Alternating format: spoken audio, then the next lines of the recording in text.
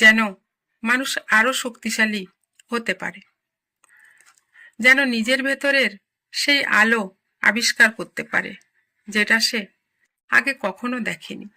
যখন কারো স্বপ্ন ভেঙে যায়, তখন আল্লাহ তাকে একটা নতুন স্বপ্ন গড়ার সুযোগ দেন। যখন মানুষ কাউকে ভুল বোঝে, তখন আল্লাহ তাকে নিজের মূল্য বুঝিয়ে দেন।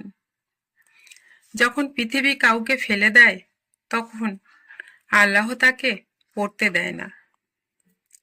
হতাশার মুহূর্তগুলো জীবনের মোড় ঘোরানোর সময়। যে মানুষ দুঃখকে জয় করতে পারে, সেই আসলে সফলতার আসল স্বাদ পায়। যে মানুষ ভেঙে পড়ে, হতাশ হয়, সেই আশার আলো খুঁজে পায়। যে মানুষ কান্নার পর হাসতে পারে, সেই মানুষকে হারানোর ক্ষমতা কারো নেই।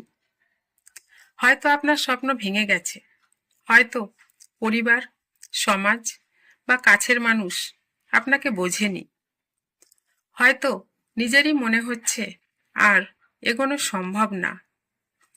বিশ্বাস রাখুন, আল্লাহর পরিকল্পনা সবসময় আপনার ধারণার চেয়ে বড়।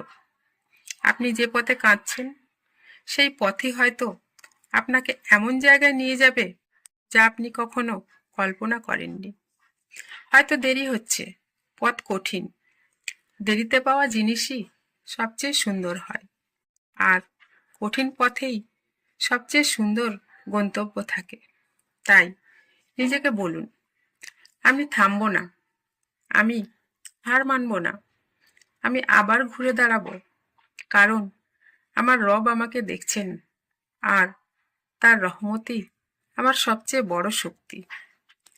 দুঃখ আমাকে ভাঙতে পারে, কিন্তু আমার আল্লাহ চাইলে আমাকে আবার গড়তে পারেন।